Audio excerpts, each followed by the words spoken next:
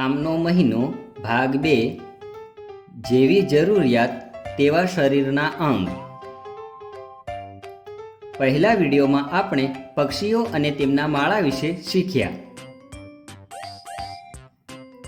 પ્રસ્તાવના: આ વિડીયોમાં આપણે પક્ષીઓના પંજા એટલે કે ફીટ અને ચાંચ એટલે કે બીકના ઉપયોગ વિશે શીખીશું અને એ પણ જાણીશું કે અન્ય પ્રાણીઓના દાંત એટલે કે તીત કેવા પ્રકારના હોય છે। રિયા દાદાજી પાસેથી પક્ષીઓ અને તેમના માળા વિશે જાણીને ખૂબ જ ખુશ છે। રિયાને પક્ષીઓ વિશે વધુ જાણવા માટેની ખૂબ જ ઈચ્છા છે, તેથી રિયા તેના ટેબલ પર બેસીને તેની મમ્મીએ આપેલ પુસ્તક વાંચી રહી છે। અરે મોતી, આ પુસ્તક ખૂબ સારું છે।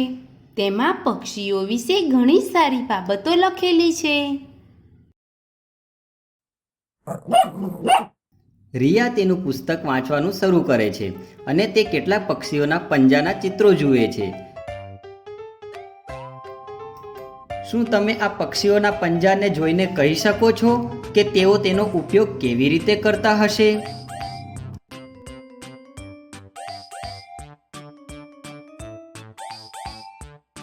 આ પંજાને જુઓ અને કહો તેનો ઉપયોગ શા માટે થાય છે?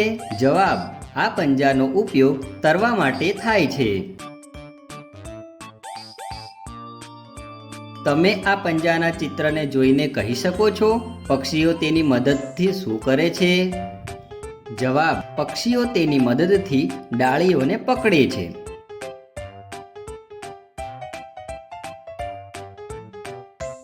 તમને શું લાગે છે? પક્ષીઓ આ નખવાળા પંજાથી શું કરતા હશે? જવાબ: પક્ષીઓ આ નખવાળા પંજાથી પોતાના શિકારને પકડે છે।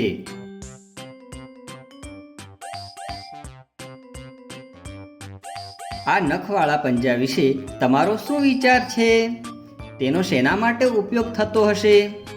જવાબ: તેનો ઉપયોગ ઝાડ પર ચડવા માટે થાય છે। શું તમે જાણો છો કે આ લાંબા પંજા પક્ષીઓને કેવી રીતે મદદ કરે છે? જવાબ: આ પંજાનો જમીન પર ચાલવા માટે ઉપયોગ થાય છે।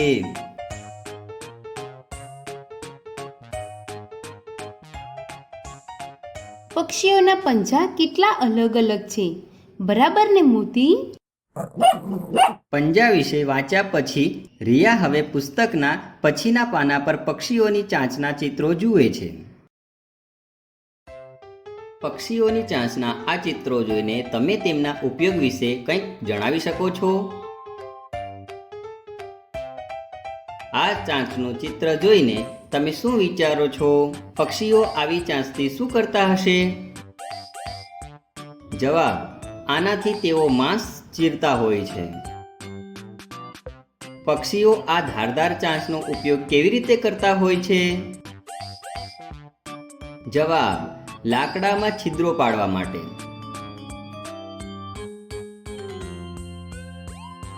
આવી ચાંચથી પક્ષીઓ શું કરતા હોય છે?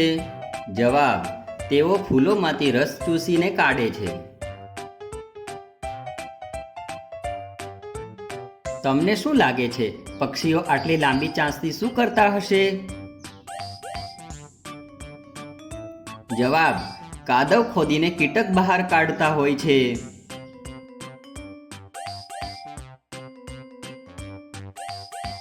આ ચાંચ વિશે તમારો શું વિચાર છે? પક્ષીઓ તેની મદદથી શું કરતા હશે? જવાબ: દાણા દબાવીને તોડતા હોય છે। આ ચાંચનો ઉપયોગ પક્ષીઓ શા માટે કરતા હોય છે? જવાબ: કાપવા માટે।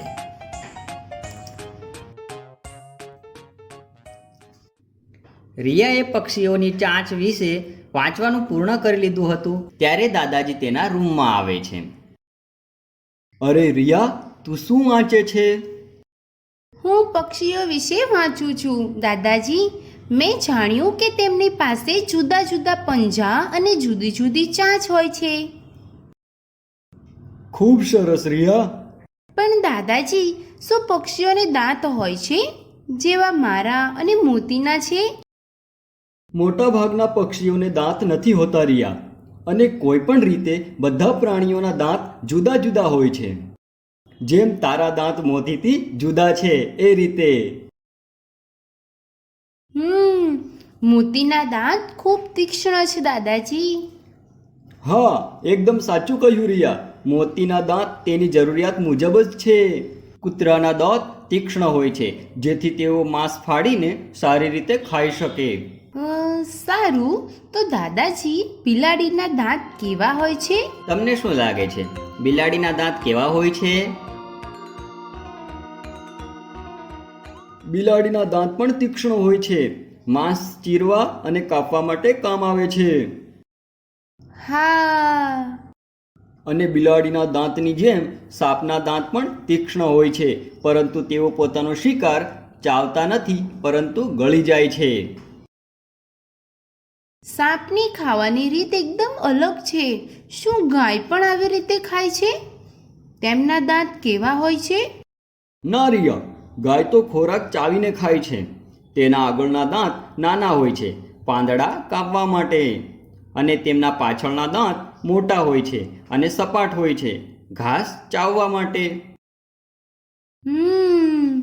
અને આપણા બગીચામાં જે ખિસકોલી છે તેના દાંત કેવા હોય છે? શું તમે જાણો છો કે ખિસકોલીના દાંત કેવા હોય છે? ખિસકોલીના દાંત હંમેશા મોટા થતા જ રહે છે, કારણ કે ખિસકોલીના દાંત હંમેશા કાપવાના અને કોતરવાના કારણે ઘસાતા રહેતા હોય છે. અરે વાહ!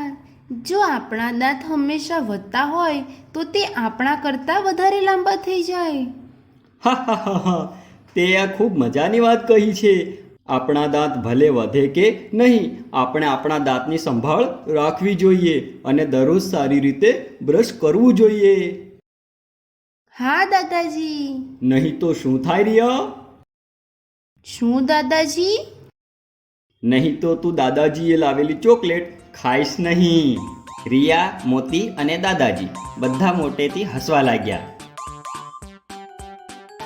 સારાંશ: આ વિડીયોમાં આપણે પક્ષીઓના પંજા અને ચાંચના ઉપયોગ વિશે શીખ્યા, અને તે પણ જોયું કે અન્ય પ્રાણીઓના દાંત કેવા હોય છે.